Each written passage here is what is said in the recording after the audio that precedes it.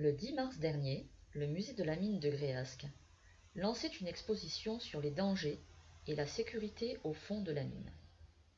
Car le 10 mars, c'est l'anniversaire de la plus grande catastrophe minière d'Europe, celle de Courrières, dans le nord de la France. C'était en 1906. 1099 mineurs sont morts ce jour-là à cause d'un coup de grisou. Depuis 2 ans, le 10 mars, c'est aussi la journée nationale des mineurs.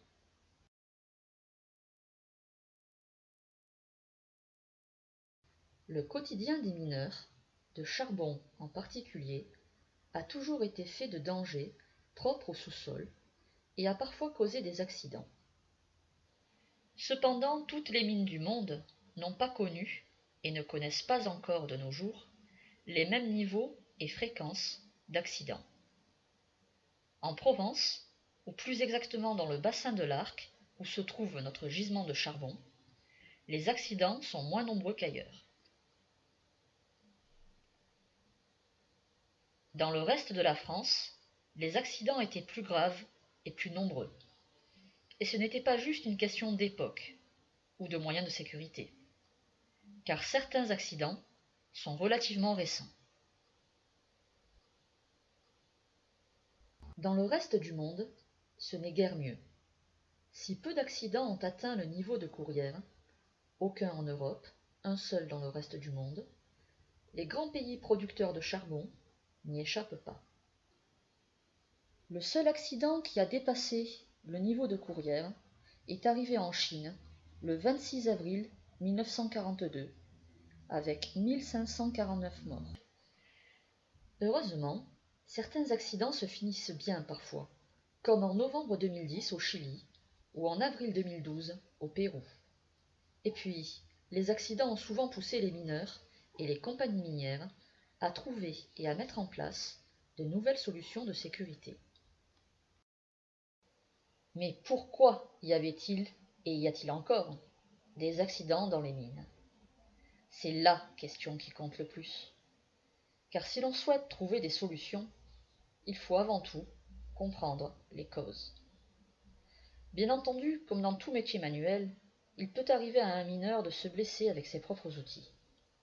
Cependant, les mines elles-mêmes, c'est-à-dire les sous-sols, comportent des dangers de cause naturelle. L'eau, les gaz, explosifs ou asphyxiants, les coups de terrain et les poussières. L'eau dans les mines provenait soit des infiltrations, soit de poches souterraines, et pouvait tuer les mineurs par noyade. Les gaz, monoxyde de carbone et grisou, étaient liés à la formation du charbon. Le monoxyde de carbone étouffe, le grisou, le méthane, explose. Tous deux sont inodores et incolores.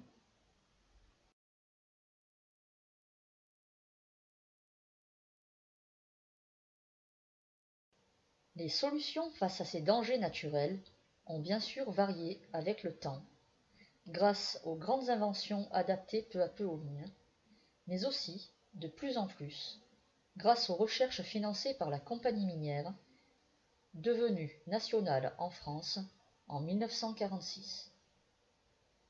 Pour l'eau, c'est l'invention de la machine à vapeur qui a été décisive. Elle a permis, entre autres, de créer des pompes. C'est ce que l'on nomme l'exor.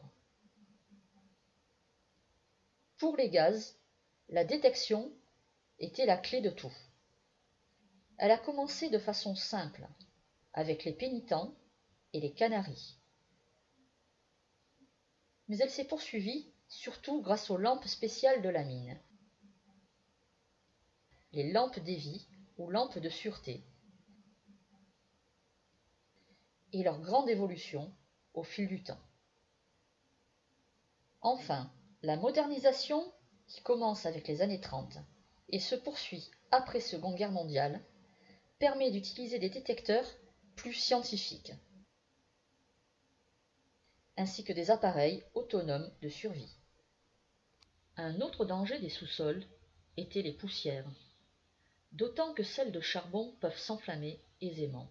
Le schiste, projeté sur les poussières, absorbait l'humidité de l'air et fixait ainsi les poussières pour qu'elle ne soit plus volatile.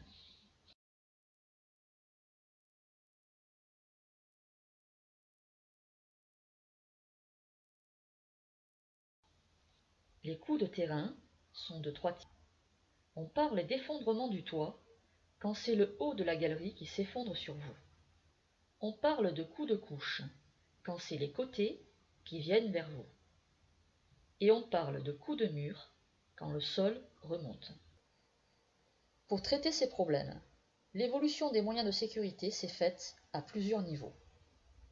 On a fourni aux mineurs des protections individuelles de plus en plus performantes, mais qui ne protégeaient que des chutes de pierre. On a également traité les galeries dans leur ensemble, d'abord avec le bois de pin, puis avec des étançons en métal, et on a automatisé tous ces systèmes.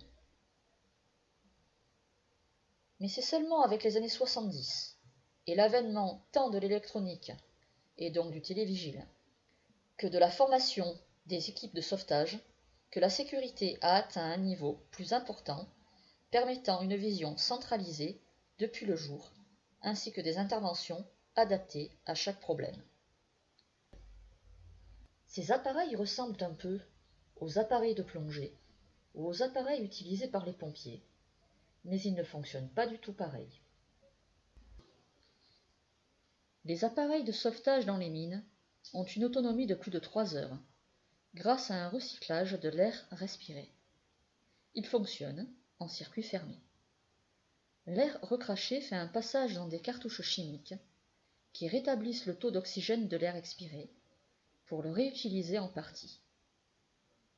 Le problème de ce système est la montée en température qui rend l'air recyclé brûlant à respirer. De plus, le poids de cet équipement, ajouté aux casques, lampes, mini-APEVA, épuisait rapidement les organismes. Et il fallait une bonne constitution pour évoluer, travailler, porter du matériel ou un blessé dans des températures avoisinant parfois les 40 degrés, et ce, pendant 3 heures. Seuls certains mineurs, médicalement surveillés, formés et entraînés en permanence pour l'utilisation de ces équipements dans des exercices réels au fond de la mine, étaient choisis pour intégrer les équipes du poste de sauvetage. Ils étaient appelables à tout instant et prêts à intervenir au fond en cas de nécessité. Ce petit clip n'est bien sûr qu'un aperçu de ce que cette exposition cherchait à aborder et de ce que la visite du musée peut détailler. N'oubliez pas de vous abonner à notre chaîne YouTube pour d'autres clips. Le prochain sortira à la mi-mai et portera sur la visite guidée du musée. N'hésitez pas non plus à nous suivre sur les réseaux sociaux, en particulier sur Facebook, où 3 rendez-vous hebdomadaires ont lieu, le mardi, le jeudi et le samedi. À bientôt!